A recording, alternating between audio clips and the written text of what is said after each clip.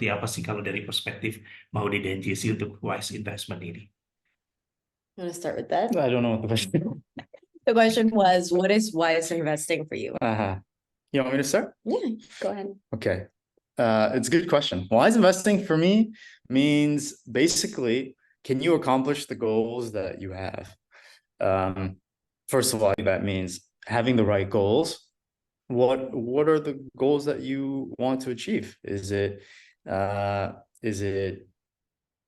having long-term financial security, like when you're 60, then you feel like you can you have no financial problems? Or is your goal maybe traveling a lot while you're young, for example, or maybe providing the best education for your kids, something like that. So first you set your goals, and then if you can achieve them, that's wise investing. A lot of the times, we're talking about investing in certain asset classes, or we're talking about diversification or something like that. These are all just tools, to get what you want at the end of the day.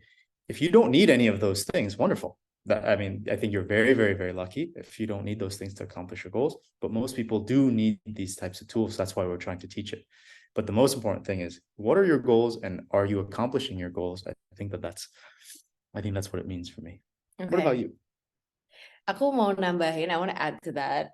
I think the goals element is really important, but for me, wise investing is making informed investing decisions to achieve those goals. And I'm really big on only investing, once you understand the instrument, or like once you have fully educated yourself. Jadi aku tuh percaya banget bahwa kita tuh harus melakukan riset dan mendidik diri kita sendiri juga. Karena kan aset dan instrumen di luar sana tuh banyak sekali. Dan kita harus tahu dan kenal juga risk tolerance kita, risk appetite kita, goals kita apa, dan semua itu tuh menjadi balance yang perlu kita temukan gitu. Jadi it's that's what I want to add. I think the fact, or the education and the awareness element is really important. And I think you're making wise investing decisions when you're informed and in the process of achieving those goals, like Jesse said. Smart. Yes. Okay. I think my answer was better. No, let's take a vote. Whose answer is better? Is mine better? If Ya, mine's teman-teman better, bisa vote juga nih. if mine's better, jawaban don't yang say paling- anything. If hers is better, say I love Jesse. Iya, bisa drop di kolom chat ya. Jadi ada jawaban yang paling mengena di hati gitu ya. Oke, ini juga kita masih tungguin sih sebenarnya pertanyaan-pertanyaan dari teman-teman juga di chat box gitu. So, both katanya. Who said Wah, Maudy? ini sebenarnya juga langsung ada yang menarik nih Turning into a sebenarnya. competition. Iya. Mungkin Virginia bisa open the kamera gitu kalau mau tanyain langsung soal pertanyaan yang ada di chat box juga, boleh nih gitu. Boleh, silakan Virginia. Silakan. Sudah bisa? Okay, Oh. hi, Maudy and Jesse. Thank you Hi. for the opportunity. So I'm planning to start like investing, and because I still have like the lack of like knowledge and surrounding the topic. So are there like any practical tips or tools for beginners like myself to track and evaluate like, what kind of investment we should start on, and how to track the performance like over time? Thank you. That's it. Sure. Mhm. Yeah, good question. I think like we were talking about with some of the other guests that we had just earlier, I think the most important thing is finding a source for learning, for resource. Yeah. And that doesn't mean reading as much as you can. I think it just means finding the sources that you are comfortable with, that you like, maybe because they go into a lot of depth. Maybe it's because it's very simple, whatever it is. Find a source that you really like, that you trust, that other people trust, and then start there. In terms of specifically how, if you're just getting into starting to do more investing or managing your finances, I would say the most important thing really is diversifying across kind of most of the more common asset classes, because realistically, we want to all get to a point where we feel very good about every investment and we know everything about that investment, something like that. But the reality is we don't know, and it takes a lot of time. So to replace that, if you just had some kind of portfolio that was pretty diversified and that you can't go wrong with, for example, if you said, 40% stock, like, Indo stock or international stock, 20% crypto, 20% bonds, 20% like deposito, something like that, right? For example, a breakdown like that, I think it's probably, it's probably quite safe, because what you're trying to do at this point when you're just starting is you want to learn, but you also want to play safe, right? You don't want to invest everything into one random thing and then lose all your money. That's not fun for anybody. That's not good. So yeah, that's kind of what I would say. Yeah. You have thoughts? Yeah, I consider myself a beginner as well on the grand scheme of things. But I think that what's been really interesting adalah aku tuh ngerasa aku tuh bener-bener belajar paling banyak pada saat aku juga udah nyemplung sih gitu. Jadi ada beberapa investments yang aku beraniin aja, walaupun mungkin belum banyak ya, tapi pada saat aku beraniin, terus aku beneran pakai toolsnya, aku beneran melihat progresnya dengan berjalannya waktu, aku juga jauh lebih mengerti instrumen tersebut dibandingin hanya membaca atau just reading on it or listening about it from other people gitu. Jadi tetap kayak experience is kind of the best teacher too in some ways, karena dari situ kita semakin mengenal. Nah, cuman ya mungkin pada saat kita bereksperimentasi itu ya kita pelan-pelan dulu, kita nggak langsung semuanya bro kita masukin kan. Jadi kita lebih ke proses belajarnya, tapi memang harus kayak nyemplungin diri sedikit juga sih. That's kind of been my experience. Did you understand that? Yes. Mengerti. Okay. Alright, thank you, Virginia. Thank you banget ya pertanyaan dari Virginia. Kalau misalnya ada pertanyaan lain dari teman-teman, boleh taruh juga di chat box, kita akan tanyain, dan bisa tanya langsung sama Jesse dan Maudy. Sebenarnya juga ini sambil nunggu juga, ini sebenarnya kita bisa dapat saran juga nggak sih, atau perspektif juga dari Jesse atau Maudy untuk melihat bahwa kita udah mulai nih, gitu kan. Terus nge-tracknya gimana sampai kita juga punya pemahaman bahwa yang kita lakuin itu udah bener gitu. How can you track once you started investing, and how do you know that what you're doing is right?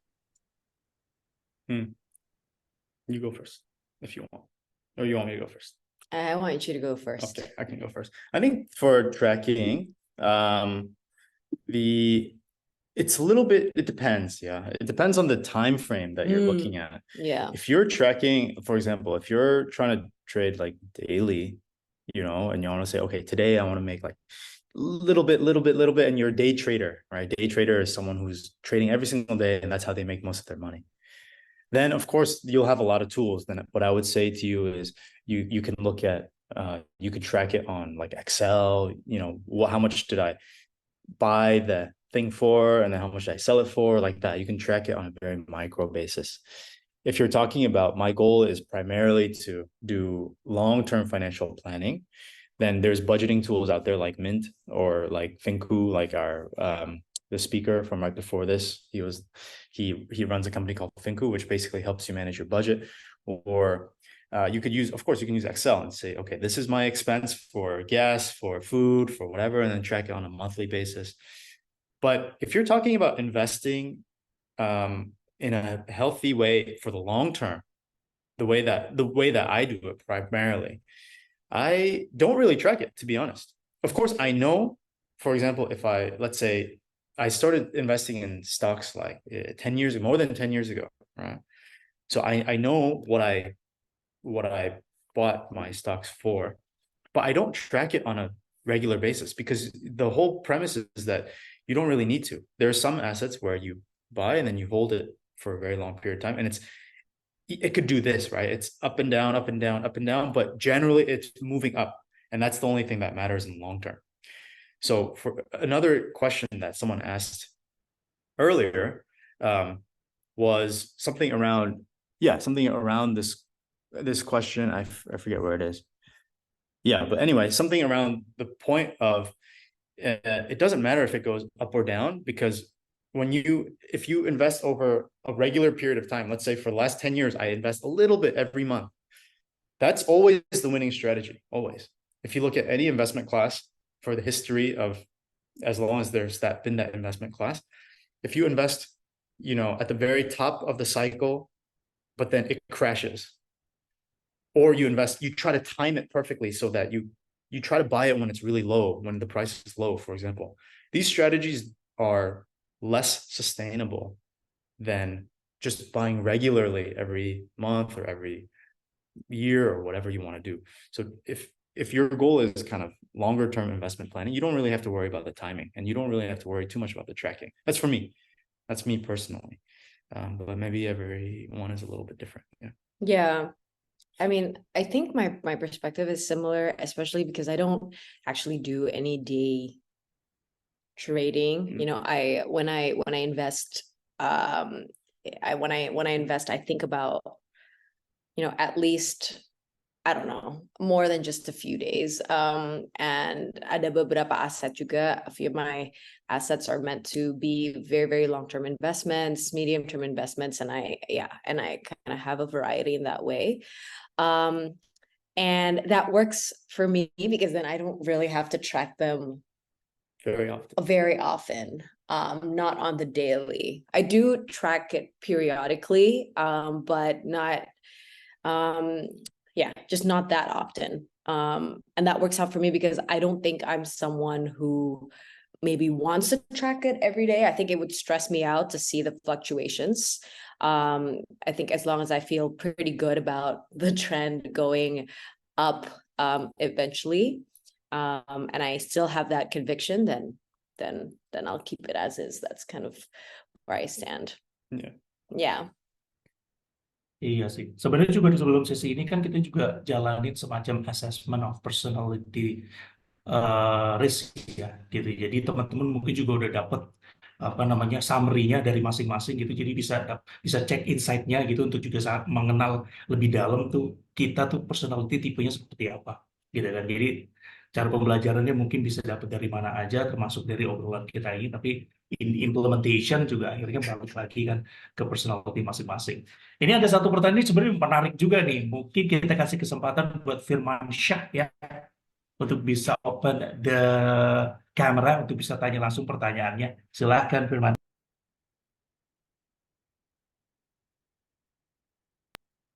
Hello. The host still disabled the camera for me. Oh. Oh no. Okay, got it. Now it's fixed. Okay, so thank you for the opportunity, and hello, Maudy, and hello, Jesse. Hope you're having a Hi. wonderful day today. So you can call me Firman. I have two questions, right, both for Maudy and for Jesse. It's a kind of personalized question for each of your individuals.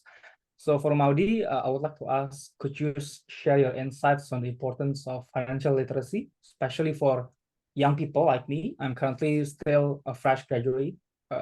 And yeah, I would like to understand your 2 cents about the importance of financial literacy, especially for young people like me in Indonesia. Right?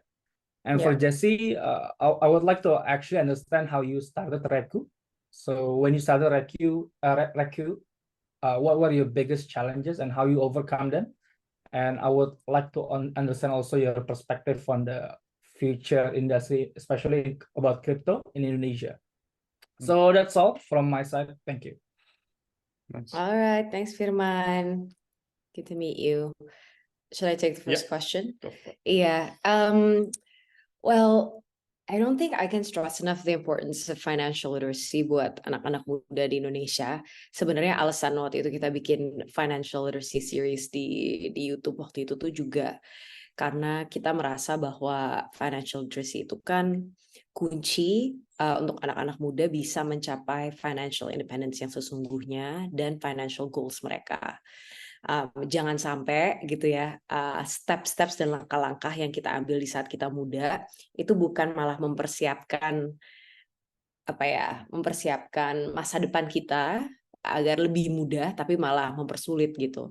And I even realized myself in the sessions and on YouTube that I still had a lot of gaps and a lot of these micro information atau micro insights that I got from the speakers that I interviewed itu benar-benar merubah mindset aku banget. Dan even sekarang aja aku udah merasa kayak impact-impactnya gitu loh, kayak tips-tips soal savings misalnya, atau tips-tips soal personal audit gitu, atau mengerti instrumen-instrumen yang berbeda.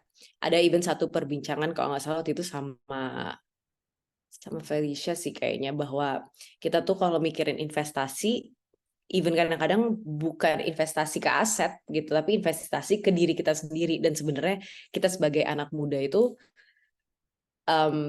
investasi yang kita lakukan tuh sebenarnya yang paling utama itu dulu gitu ya, baru dengan berjalannya waktu dan income kita semakin besar, baru kita sebenarnya ngomongin investasi ke aset-aset dan instrumen yang lain juga. Jadi mindset seperti itu tuh menurut aku penting banget aja sih, karena what we do today really decides how easy or how hard our financial life will be in the future. And so the sooner that we educate ourselves, the sooner that we make ourselves financially literate, the better. And I have felt that personally as well. Moving on to you. Yeah. I think I know this wasn't for me, but just to add to that. Okay.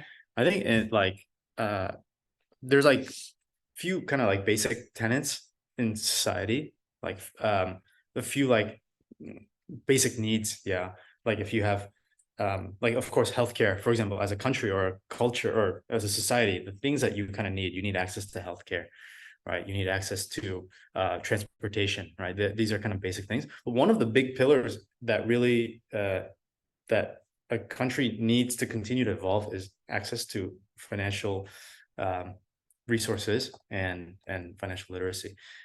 It's not just like, it's not this question of like, oh, how do I make a little bit more money, or how do I become a little bit more financially free? It's actually much bigger. Like as a country, this is like a critical factor for the country to continue to develop, is the financial literacy of its citizens. So yeah, I just wanted to add that from like also like a macro level, it's actually super, super important. In terms of the question, thank you for asking about the challenges for Reku. I think as a leader of an organization, the biggest job that you have is dealing with bad news. That's kind of what I always say. Like, there's always bad news, and I think the hardest part or the hardest challenge is that there's always going to be bad news constantly, and sometimes the bad news is actually very big. Sometimes it only feels big, but it's not actually that big. And the challenge is how do you manage your emotion and how do you manage your productivity when you're constantly facing problems? I would say that's kind of like generally the biggest thing. But of course, in terms of very tactical things for us, yeah, I mean, a lot of it is around how do I budget appropriately? How do I spend my resources? What are my priorities?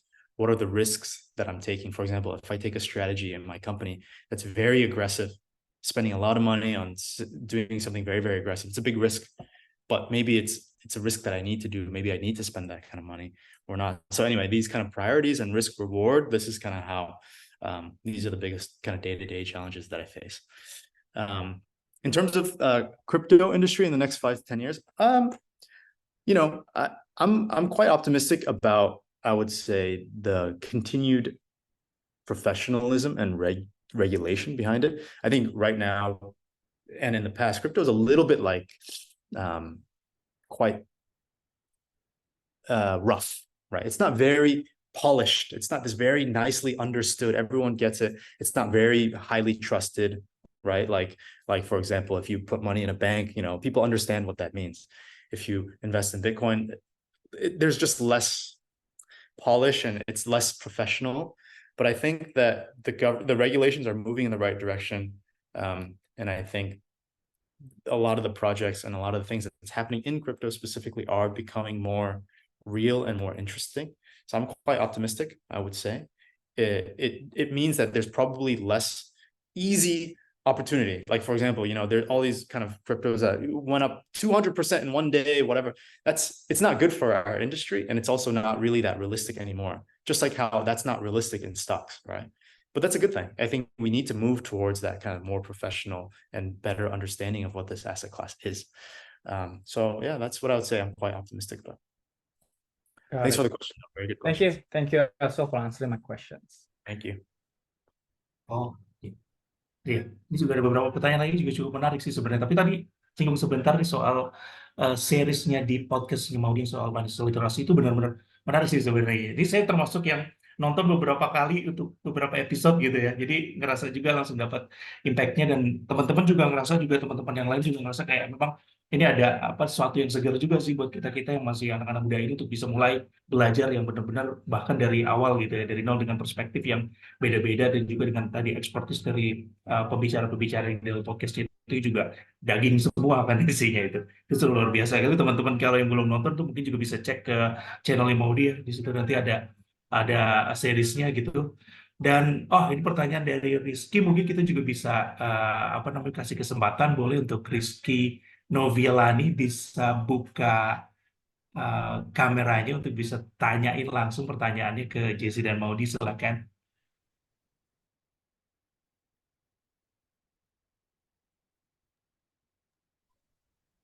Halo, ya silakan. Oh, oke. Kita bisa baca juga. Oh, ada kesulitan ya dari Rizky ya. Tapi memang pertanyaan itu bisa kelihatan sih. Ya, ada dua di sini. Mau langsung dijawab? Ya, ada dua pertanyaan. You should pick an answer. Sure. Yeah, I see two questions. In terms of the bored phase of investing, I think if you're bored in investing, there's always excitement. Every day something's moving, every day something is happening. So I would say maybe even if you just follow the news a little bit, I think you probably will not be bored anymore. I have kind of like a sentence or a mindset. You go. Right. Well, the mindset is basically there will come a time where you're not going to have the willingness or as much energy to maybe do the work to make income. Like that's not a loop that you want to keep going forever, you know?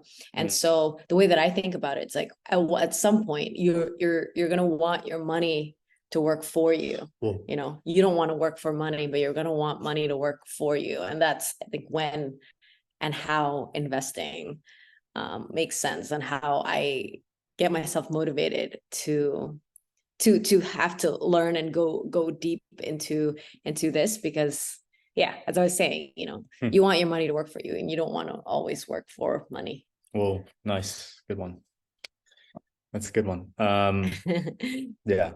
And then the second question, as educated investment literate people, how important do you think asset diversification? I think diversification is almost always very important. I will say when it's not important is like this. Let's say you are really expert in something, really, really expert. You have very high conviction. And you said, I think, for example, Bitcoin is going to go up. And you're 100% sure, basically, and you're the expert.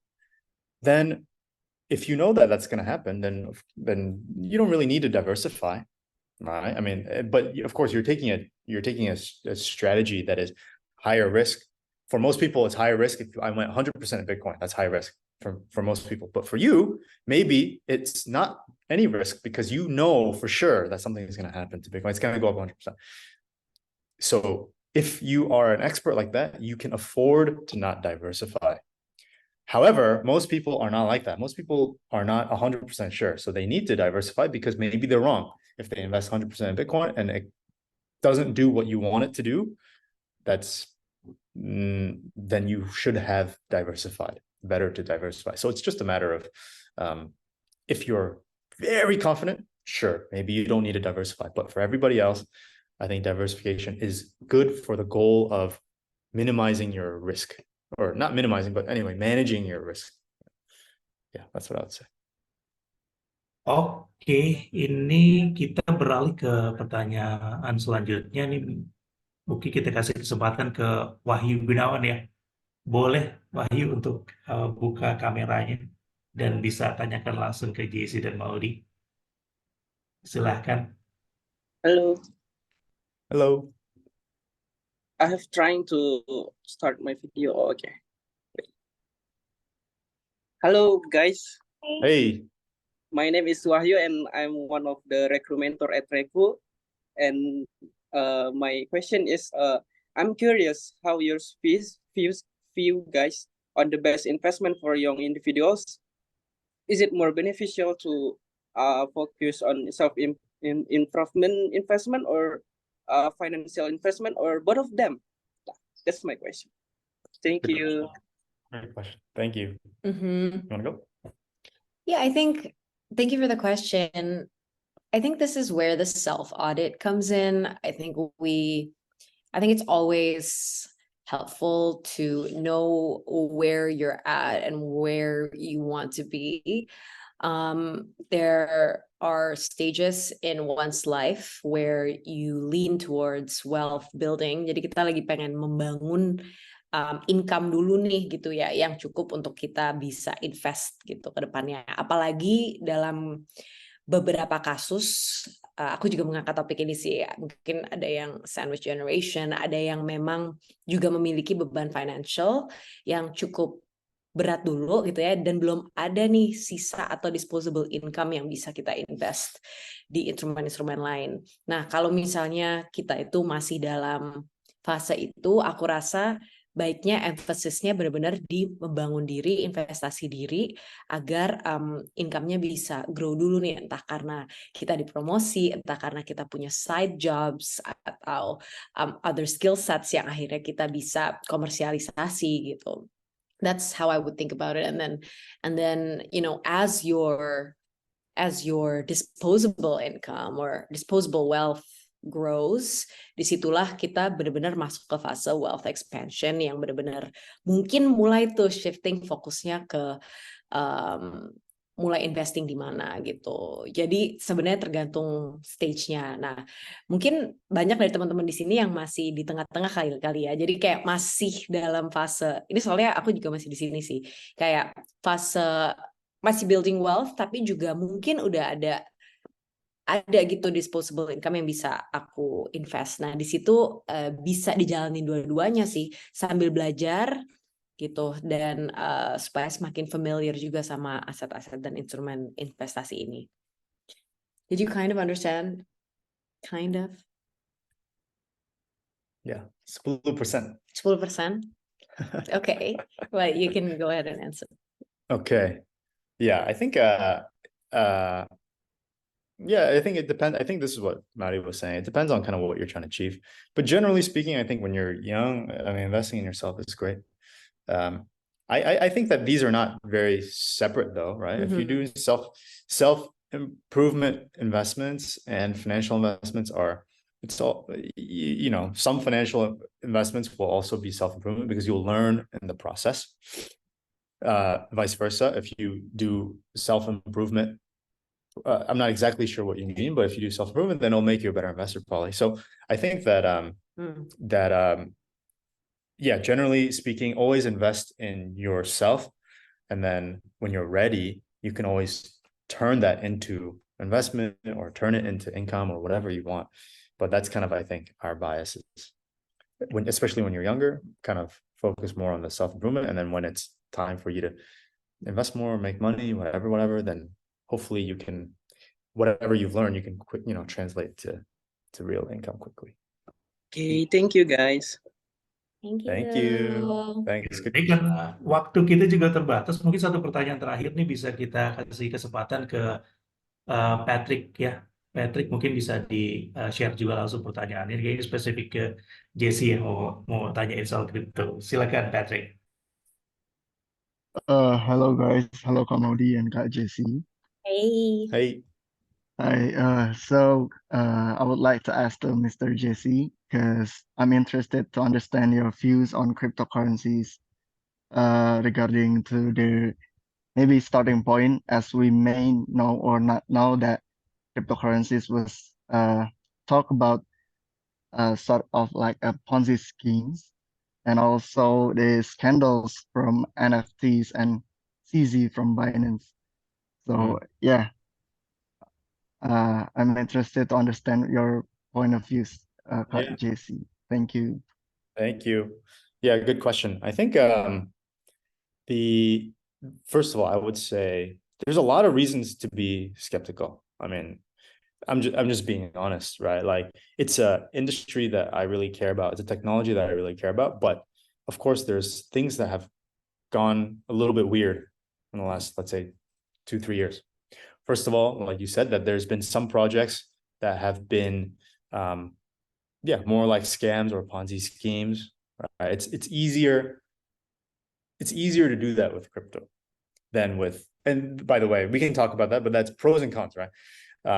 That the reason that it's easier to do some of these things is actually some of the reasons why it's so good. In terms of it's very transparent, or it's very decentralized. Anyone can get access to it. It's not tied to a specific government, whatever. Having said that, like I said, there's been a lot of weird things, like FTX, right, went down, Celsius went down, Luna. I mean, there's been a lot of kind of big issues. The way I see it is the quality of the technology and what the promise is, what we're trying to achieve, is quite noble. It's quite interesting, and it's quite good for the world. Recently, there have been a lot of things that make people skeptical. I understand that. And right now, if you're using it as an investment class, as an asset to invest in, it's quite volatile, right? So it's not the safest place. It's a high risk, high reward type of investment. And so some people don't like that. If they're expecting high return but low risk, that you can't get that right now from crypto. But it doesn't mean that the underlying industry and the underlying technology is not interesting. And that's why everyone is trying to push towards making this better regulated, better understood, more professional, better controlled, so that there are none of these issues like FTX. Issues like FTX are only possible because it's a decentralized thing, the decentralized technology, but people abused the decentralizedness of it. And so they basically said, okay, it means no rules. That means I can do whatever I want. And all those bad things I want to do are bad. It's very unfortunate. So now I think you're seeing a lot of the bad stuff kind of wash away. You know what I mean? Like, and that's good. It's good for our industry that FTX went down, for example. So that's what I would say. I would say the underlying industry and the technology is quite interesting, quite noble, quite unique, quite useful to the world. In terms of some of the recent things that have happened, yes, it happened, of course. And yes, I understand why it impacts the trust or the sentiment. But those things are, in the long run, good for crypto. We don't want these bad players. We don't want these scams in this industry anymore. That's kind of what I would say. Okay, thank you, Kak JC. Thank you. Karena ini waktu kita juga terbatas sih. Thank you. Tadi pertanyaan terakhir dari Patrick. Jadi teman-teman terima kasih semua udah bergabung di sesi kali ini. Jangan lupa juga untuk terusin bergabung di sesi jam 1 nanti ya. Karena juga masih ada Maudy, masih ada Jesse. Juga nanti ada Alan dan Theo di sana juga untuk kasih insight yang lebih menarik lagi. Tapi sekali lagi thank you Jesse, thank you Maudy udah join di sesi kali ini. Sampai ketemu di sesi selanjutnya. Terima kasih semuanya. Sampai jumpa. Should we do a quick photo with Oh everyone? ya, kita akan lakukan foto dulu ya, teman-teman. Bisa dibuka lagi kameranya untuk kita jalanin foto session. Dari teman-teman Reku nanti yang juga akan bantu ya. Silakan. Screenshot. Yes. 1, 2, Okay. 3.